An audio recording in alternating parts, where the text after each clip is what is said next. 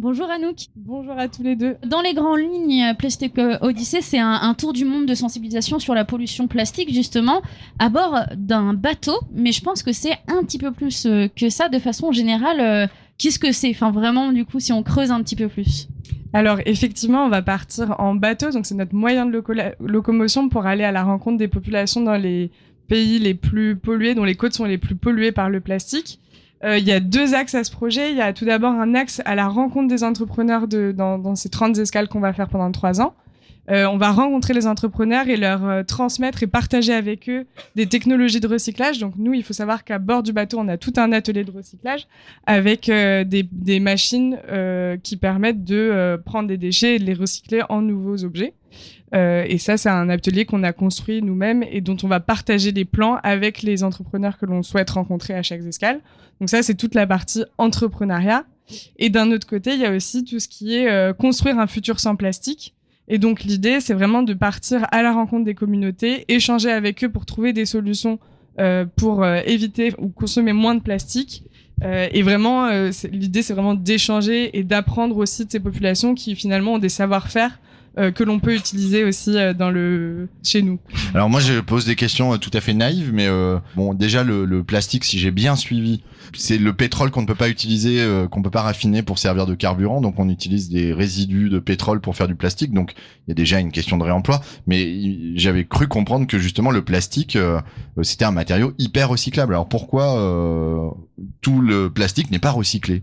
Alors le plastique, c'est une matière très complexe. Il faut savoir qu'il y a 7 familles de plastique. Dans ces familles, il y a des sous-familles. Et en fait, quand on produit un objet en plastique, on va pas mettre un seul type de plastique. Ah oui. On va en mettre plusieurs en même temps. On va ajouter des additifs. Et ça fait que ce plastique aggloméré de plein de plastiques est une matière très compliquée à recycler. D'accord. Parce qu'il y a certains plastiques qu'on va devoir faire chauffer à telle température pour qu'ils soient recyclables. Et d'autres, ça sera 20 degrés en dessous. Mais du coup, on peut pas tout faire ensemble. Mais j'ai l'impression que c'est de plus en plus faisable quand même, puisque on connaît nos poubelles jaunes, par exemple, donc ces poubelles de recyclage, où avant on pouvait pas mettre certains objets, je pense par exemple au pot de yaourt, parce qu'il y avait eu du yaourt dedans, tout ce qui avait été en contact aussi avec de la nourriture, et aujourd'hui on peut mettre de plus en plus de choses. Ça veut dire que les moyens grandissent aussi de recyclage ? Alors oui, ça veut dire que les moyens grandissent. Après, c'est vrai que le tri, c'est surtout l'étape de tri des plastiques et de reconnaissance visuelle où il y a des machines de différents types de plastiques qui sont de plus en plus perfectionnées. Après, on n'est effectivement pas du tout encore à 100% du plastique produit qui est recyclé. Et aujourd'hui, du coup, à bord de ce bateau Plastic Odyssey, vous allez voyager pour donner des solutions, pour donner des plans, donc qui sont, en fait, ce sont des machines qui sont en open source, voilà, qui ne sont pas brevetées. Est-ce que, comme vous allez aller dans des pays justement qui reçoivent un peu les déchets, puisque en fait, c'est un peu des pays décharge finalement, est-ce qu'ils vont avoir besoin de moyens pour réussir à les construire, ou est-ce que ce sont justement des machines qui vont être faisables aussi pour tous et toutes ? Alors, il faut effectivement quand même un petit peu de moyens parce que l'atelier de recyclage, il est construit à une échelle semi-industrielle, donc c'est pas totalement low-tech, mais même si ça l'est.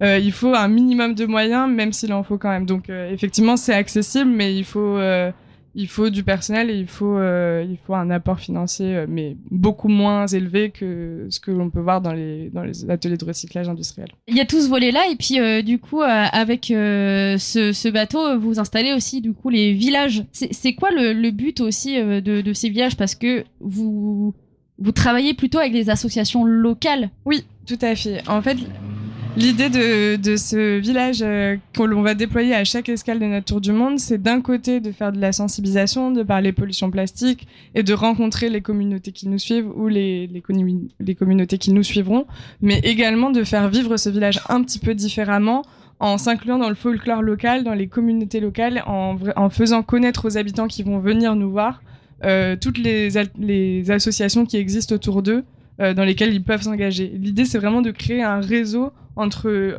chaque escale, de toutes ces associations, ces projets engagés, pour que chacun puisse s'y retrouver et s'il souhaite s'engager, qu'il puisse le faire.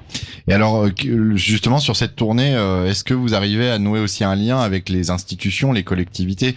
Je vois ici, au Havre, on a une communauté urbaine qui est sensible à cette question, qui organise un salon du réemploi tous les ans. Est-ce que ça fait partie des acteurs qui, quand vous arrivez, vous ouvrent grand les bras, vous rencontrez des interlocuteurs ou c'est un peu plus compliqué?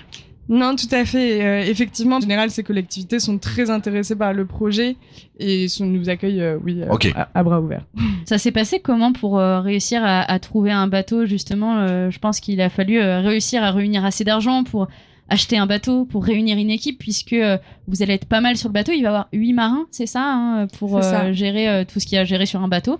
Forcément, comment ça s'est passé pour réussir à l'avoir, ce bateau, du coup? Pour convaincre et pour réussir à financer ce bateau, effectivement, les créateurs du projet étaient partis, je crois que c'était il y a 3 ans, en Tour de France avec un prototype qui s'appelait Ulysse. Donc c'était un bateau qui était propulsé à la pyrolyse, comme la pyrolyse qu'on aura sur le bateau Plastic Odyssey. La pyrolyse, parce que moi j'ai fait physique-chimie en terminale, je me rappelle plus exactement Alors, le procédé de pyrolyse. Tu parlais tout à l'heure du fait que le plastique était issu du pétrole. Ouais.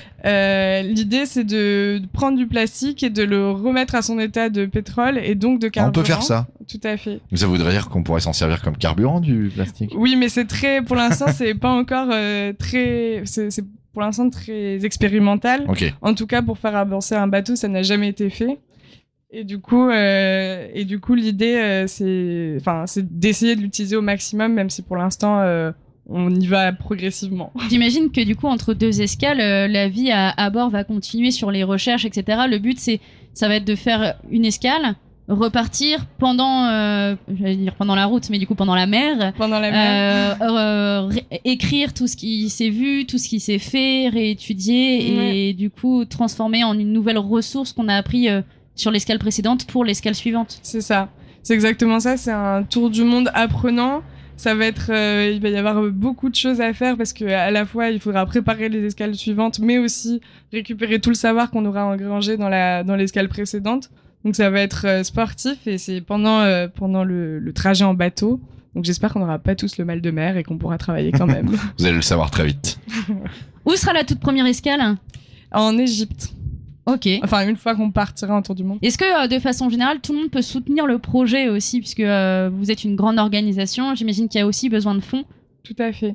On cherche encore, bien sûr, des fonds et on peut, bien sûr, faire un don à l'association Plastic Odyssey. On cherche encore des mécènes pour nous aider à financer nos actions de sensibilisation. Et donc, toutes ces informations, vous pouvez les retrouver sur le site internet plasticodyssey.org. Eh ben, merci, Anouk.